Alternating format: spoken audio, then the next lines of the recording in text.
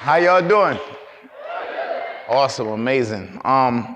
Yeah, Eric Kelly's my name, former 4-time national boxing champion. And at one time, it seemed like I had the world in the palm of my hands. I was traveling the world. I was fighting internationally, fighting champs and winning. You know, losing a lot too, but winning. And I felt on top. I was in Madison Square Garden fighting in the Golden Gloves and winning championships in Madison Square Garden. And you know, Madison Square Garden is a legendary venue, you know, and 4-time national champion. So as a national champ, now I'm ranked number 1 in the USA. I'm on the USA team. And yeah, thank you guys. But yeah, I was fortunate enough to win national championships. I'm like, wow, you know, winning national championships, and I'm fighting in Madison Square Garden. I'm doing good in school. I had won a full scholarship through the United States Olympic Committee as a part of the United States Olympic Education Center. That's in Northern Michigan University that's in Northern Michigan University in a town called Marquette, Michigan. And during my time in Northern Michigan University, I was doing pretty good. I could never really take a full load of classes due to the fact that you're traveling and everything. So, you know, you had a lot of time you had to dedicate to boxing. And by me being one of the top boxers in the USA at the time, I couldn't afford to take a full load of classes. I probably take like 6 to 8 credit hours per semester and stuff like that. But I remember back in 2000. When I went to Northern Michigan University, I was a 2-time national champ at 147 pounds and 156 pounds. And then in 2000, I was going for the Olympic team, Sydney, Australia, 2000 Olympics. This is the reason why I started boxing. This is why I'm here at the United States Olympic Education Center. This is my goal, is to be the Olympic gold medalist in my weight class in 2000. And I remember during that time, I'm training, fighting and everything. Christmas time, 99, Thanksgiving time, 99, I had to stay home. I couldn't go with my family because Olympic trials was coming up in February. So you couldn't really get away from training. You know, I had to stick to a strict regimen with diets and food and everything like that. And I did that. And I was fighting and winning my fights. And I noticed my dad wasn't showing up to my fights. Normally, my dad is at every fight. My dad is the reason why I started boxing. You understand what I'm saying? Me and my dad, we had a goal. Our goal was to go win the Olympics, go professional, win some championships, go to school, make some money. It sounds like a lot, but guess what?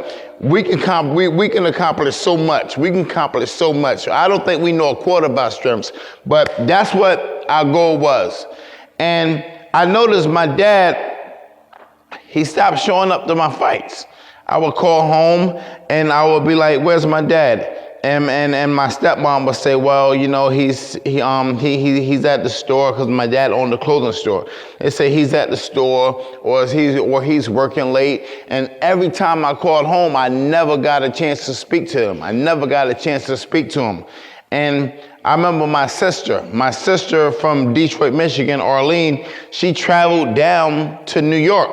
She traveled to New York that summer to see my dad. And that's when she learned that my dad was sick. My dad was sick and he was terminally ill. He had got diagnosed with HIV and he was terminally ill. And my dad didn't want no one to tell me. My dad didn't want to distract my focus or anything, because we had a mission that we were set to accomplish, and he didn't want. And that's a love. When your parent is so selfless that they're gonna hide their sickness or whatever, so that you don't get distracted and lose focus. You understand what I'm saying? And I ended up finding out about it. My sister told me one day. I called the house in New York. I said, "Where's Dad? Where's Dad?" She said, "Yeah, Eric, Dad's sick." And she told me what was wrong. And when she told me what was wrong, I was distraught. I was all beat up. I was distraught. Granted, I got the full scholarship to school, but I'm going to campus, I'm going to parties, I'm getting in fights. My grades in school are starting to lack. And ultimately, I got kicked out of the United States Olympic Education Center. They kicked me out due to disciplinary problems. So when they kicked me out, I'm like, man, what do I do now? Man, I'm lost. I'm like, yo, I can't let this be my life. You know what I'm saying? My dad gave his life. He sacrificed his life so I can have a life. You understand what I'm saying?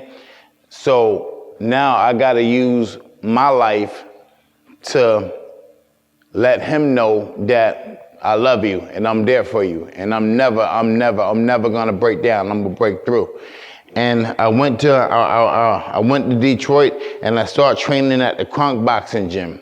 And that's under the tutelage of Emmanuel Stewart, who's one of the most successful trainers of all time. Fighters who fought for the Kronk Boxing Gym are guys like Tommy the Hitman Hearns, or Lennox Lewis, or Evander Holyfield, Julio Cesar Chavez. So many legendary fighters were products of the Kronk Boxing Gym. And I'm a national champ. I grew up idolizing these guys. So naturally, I want to be just like them. I want to train next to Emmanuel Stewart.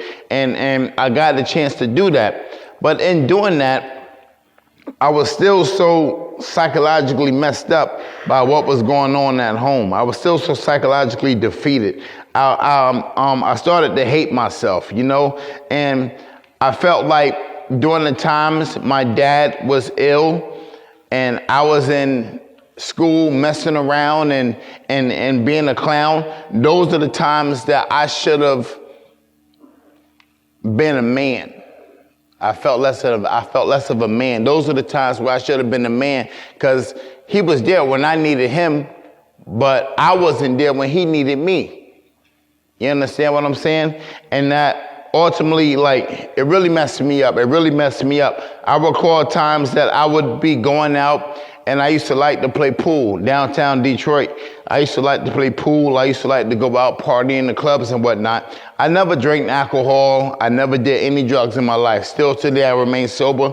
But I used to like to go out and have fun and, you know, man, play pool and dance around a little bit. And I recall one night in Detroit where I went to a bar downtown, Greektown, and I'm playing shooting some pool with some guys.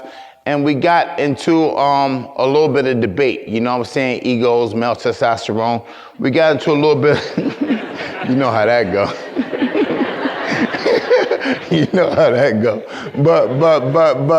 But we got into a little bit of debate. And you know, they want to gamble. They want to gamble. They want to say, all right, $10 a ball. I'm no shark, but I can play pool a little bit, you know? Like $10 a ball. Like, nah, I'm good. I'm just here having fun. But so words were exchanged, you know, egos, guys' egos. Words were exchanged, and we ended up getting into a little physical altercation. And no, listen. It's not often, listen. Well, yeah, y'all laughing already. Come on. Yo, but let me tell you what happened. By me being a fighter, 8 times out of 10, I'm gonna win the physical altercation. Not this time. All right, it was 3 of them. All right, not this time. But yeah, what had happened, we was doing the shooting pool, and one of the guys grabbed me from behind. He grabbed me from behind, and I was trying to wrestle my way out, and I got hit with a pool stick, and the pool stick hit me in the corner of my eye, and it gave me a floater. It gave me a floater in the corner of my eye. Now, if you notice, my left eye droops. And everybody told me, like, yeah, you got one eye. I said, it's an iPhone. I'm the first one to have it. But, yeah, that's funny to you, right? But yeah. But what I learned from all these experiences, is to never break down, never break through. You understand what I'm saying? I felt like I was on top of the world, and now Fast forward to those years, I'm at the bottom of the world. I was wandering baseless. I didn't know where. I didn't know which way to go. I was too embarrassed to go back home to my parents, to my mom and my dad. I was so embarrassed to meet my friends because when I left New York to go to Michigan, I was the #1 fighter in the country in my weight division and a hopeful for the 2000 Olympic team. I was a champion. Now fast forward, just what, 3 years? 3 years. Fast forward 3 years. I'm nothing. Fast forward 3 years, I'm nothing. So the things I did, I mean, I got into a little bit of trouble. But the best thing that happened to me was when I had children. When I had children, that's when I knew. I said, wow, now I got to be the kid. I got to be the father to my kids that my dad was to me. And when I got to be that man, the first time I actually put on my man boots, when I got to be that man, that's when I said, I'm going to change everything and I'm going to be great. And if it wasn't for my children, I wouldn't be here today, man. I'd probably be in a casket somewhere or a penitentiary. But right now, you know, I'm a father, and I'm going to do whatever it takes for my kids to have the best life that they can have. God knows. Because the fight is 12 rounds. You might lose the first round. You might lose the third round. You might get knocked down in the 5th round. But guess what? It ain't over till it's over. The fight is 12 rounds. You understand what I'm saying? And I'm a champion. You're going to win. I'm going to win every round left. You heard? That's a fact. I'm going to win every round left.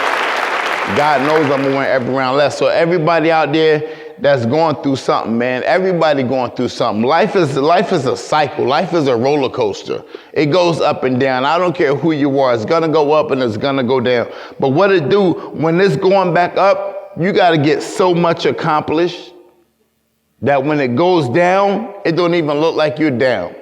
It look like you still just coasting. You understand what I'm saying? But when you down, you gotta be good to everybody. All right. Thank you guys for having me. I appreciate you. Peace, love. Get your Eric Kelly on. Thank you guys so much.